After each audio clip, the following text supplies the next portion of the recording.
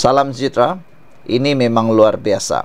Curi uang 24,2 juta ringgit, 13 individu termasuk 4 kaki tangan bank telah pun ditahan. Wah, ini memang luar biasa sakaunya. Pencuri yang luar biasa. Bukan mencuri 1-2 ringgit, 5 ringgit, 1.000, 2.000, 1 juta, tapi 24,2 juta. Wow. Sebanyak 13 individu termasuk 4 kaki tangan bank ditahan. Setakat ini, bagi membantu siasatan kes, kehilangan wang daripada beberapa akaun simpanan tetap, sebuah bank melibatkan kerugian sebanyak 24,2 juta ringgit. Pengarah Jabatan Siasatan Jenayah Komersial Bukit Aman, Datuk Seri Muhammad Ramli Yusof berkata, 13 individu yang ditahan terdiri daripada 8 lelaki dan 5 wanita berusia 22 hingga 53 tahun. Daripada jumlah itu, 12 orang ditahan di Sabah dan seorang ditahan di Perlis. 4 daripada mereka yang ditahan pula adalah kaki tangan bank, katanya dalam kenyataan hari ini. Ramli berkata 11 individu direman sehingga Jumaat ini, seorang lagi direman sehingga esok, manakala seorang individu sudah dibebaskan dengan jaminan polis. Beliau berkata siasatan kes diteruskan mengikut Seksyen 420 Kanun Keseksaan. Pada 16 Jun lepas, media melaporkan polis menahan seorang lelaki disyaki dalam sindiket yang terbabit dalam kes mengeluarkan wang daripada beberapa akaun simpanan tetap, melibatkan kerugian sebanyak 24,2 juta ringgit. Penahanan lelaki berusia 40-an di Sabah pada Jumaat lepas itu dibuat setelah polis menahan seorang wanita yang juga kaki tangan sebuah bank di Kota Kinabalu, Sabah pada 13 Jun.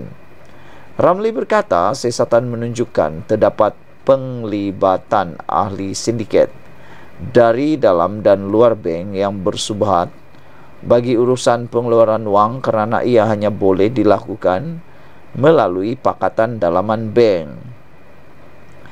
Beliau berkata, tangkapan dibuat selepas pihaknya menerima 4 laporan daripada pemilik akaun dan kaki tangan bank pada awal Jun lepas di Petaling Jaya, Selangor, apabila mangsa menyedari terdapat pengeluaran wang mencurigakan yang dilakukan secara tunai di Kota Kinabalu membabitkan beberapa akaun simpanan tetap. Ramli berkata pihaknya percaya lebih banyak lagi individu terbabit dalam sindiket pakatan jenayah berkenan sehingga berlakunya transaksi pengeluaran wang daripada akaun simpanan tetap. Sekian untuk kali ini. Jangan lupa tinggalkan komen anda. Salam sejahtera, terima kasih kerana bersama dengan saya di Nazilin Unity Channel. Isu yang paling hangat dalam channel ini kemarin ialah berkaitan dengan pencen, bayaran pencen ahli-ahli parlimen, ADUN dan juga YB Malaysia. Rupa-rupanya mereka ni lepas saja menjadi ahli Dewan Negara atau ahli Dewan Undangan Negeri atau ahli parlimen, selepas menjadi YB menang pilihan raya, mereka dibayar satu bayaran yang cukup lumayan. Di dalam Malaysia kini, melalui laporan Malaysia kini, mengikut pengiraan di Malaysia kini, bahagian yang paling kita dikejutkan ialah jumlah pendapatan Mahathir Mohamad dan Mukriz luar biasa. Mahathir dibayar sebanyak 23,000 pencen sebulan dan Mukriz Mahathir dibayar 32,000 sebulan untuk pencen mereka.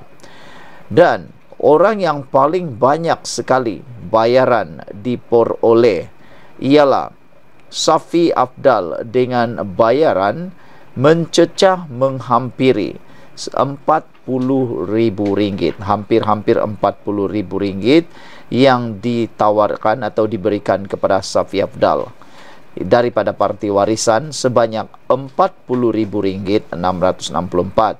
Muhyiddin pula 37,640. Baik, itu isu kemarin. Isu kali ini ialah apabila di bahagian hujung daripada konten ini ataupun ruangan ini, ada satu persoalan yang paling menarik, yaitu adakah Anda bersetuju dengan cadangan Perdana Menteri Anwar Ibrahim supaya ahli parlimen hanya dapat satu pencen sahaja? Rupa-rupanya ahli parlimen ini boleh dapat lebih daripada satu pencen. Contohnya, Safi Afdal yang telah disebut tadi memperoleh pencen sebanyak RM40.000 sebulan itu, beliau mendapat sebanyak dua jenis pencen atau dua pencen, bilangannya dua. Dan ada lagi beberapa orang yang mempunyai bilangan pencen lebih daripada satu. Jadi persoalannya, adakah Anda setuju? Kalau Anda setuju, tolong bantu saya tekan butang like dan juga tulis di ruangan komen, adakah Anda bersetuju dengan cadangan Perdana Menteri Anwar Ibrahim supaya ahli parlimen hanya dapat satu pencen saja? Selepas Anda tahu jumlah pendapatan atau bayaran pencen diterima oleh ahli-ahli parlimen ini, persoalan ini muncul. Adakah Anda bersetuju dengan cadangan Perdana Menteri Anwar Ibrahim supaya ahli parlimen hanya dapat satu pencen saja? Soalan yang kedua yang juga sama kritikalnya dengan tadi ialah, adakah Anda setuju untuk memansuhkan pencen wakil rakyat dan menggantikannya dengan caruman KWSP? Pilihan di tangan Anda. Karena baru-baru ini kita juga telah dikejutkan dengan cadangan supaya pencen ditukar kepada KWSP. Jadi ada yang mau supaya ianya juga dilaksanakan kepada ahli-ahli parlimen. Baiklah, keputusan setakat ini untuk undian ini ialah sebanyak 93% setuju dengan cadangan Perdana Menteri Anwar Ibrahim supaya ahli parlimen hanya dapat satu pencen saja. Namun yang mengejutkan kita ialah daripada 2.323 orang yang mengundi, ada 7% yang tidak bersetuju dengan cadangan Anwar Ibrahim. Dengan makna kata, mereka setuju supaya ahli-ahli parlimen ini boleh dapat lebih daripada satu pencen. Manakala soalan kedua, sebanyak 2.451 orang juga telah pun mengundi dan sebahagian besarnya, yaitu sebanyak 96% bersetuju agar pencen dimansuhkan untuk wakil rakyat dan digantikan dengan caruman KWSP. Dan sebanyak 4% lagi daripada mereka tidak bersetuju pemansuhan ini. Dengan kata lain, mereka bersetuju semua ahli parlimen, ahli-ahli politik di Malaysia, YB yang ada di Malaysia, diberikan pencen. 2.451 orang telah pun mengundi. Sekarang, apa pula undian Anda?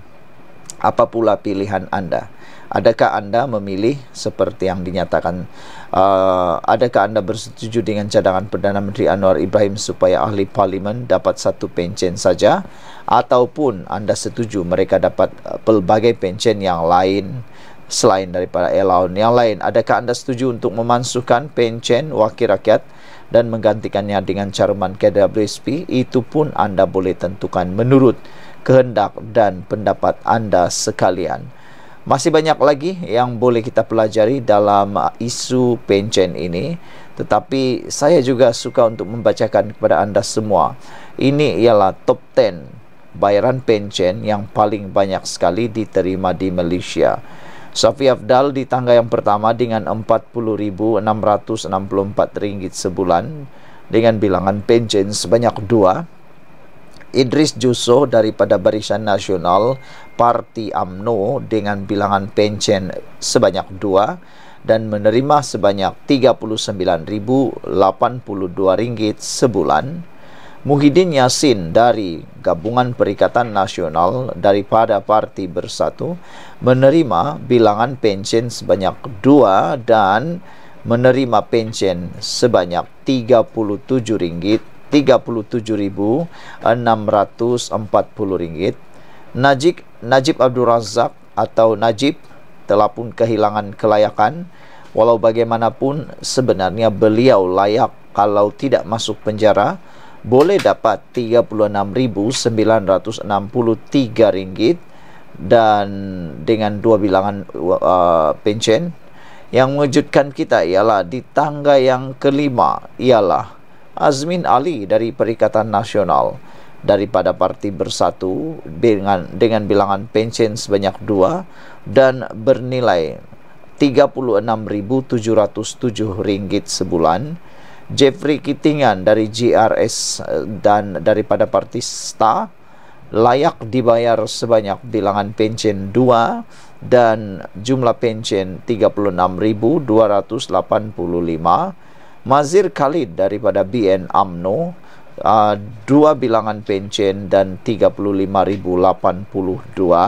Sahidan Kasim pula daripada PN Parti PAS sebanyak bilangan 2 pension dibayar Rp34.082 dan Aziza Muhammad Dun GRS dengan 2 bilangan pension dan berjumlah Rp33.109 dan di tangga yang ke-10 Johari Abdul dari PHPKR sebanyak 2 bilangan pension dan Rp32.707 sebulan.